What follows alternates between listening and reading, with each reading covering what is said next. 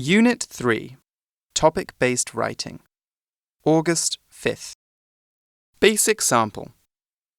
Last week, we finished reading The Art of Being Normal in English class. If you'd asked me 2 weeks ago what I thought about being a boy, I wouldn't have had much to say.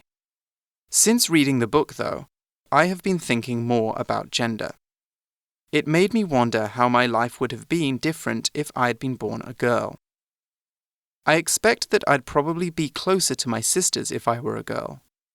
As it is now, I feel us growing apart because they're girls and I'm not. Looking at the outside world, on the other hand, I think it'd be much more stressful to be a girl. I often hear the girls in my class talking about how they wish they hadn't walked to school on a certain street because a man said creepy things to them. My male classmates and I never had conversations like this. Advanced Sample. Sometimes I think about what my life might have been like if I'd been born a boy. This isn't to say I wish I were a boy, or feel like I am one. I just think it's natural to wonder.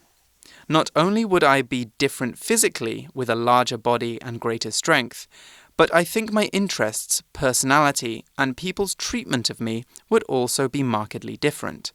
If I'd been born male, I would probably be more into sports and be encouraged to pursue logical fields like math and science.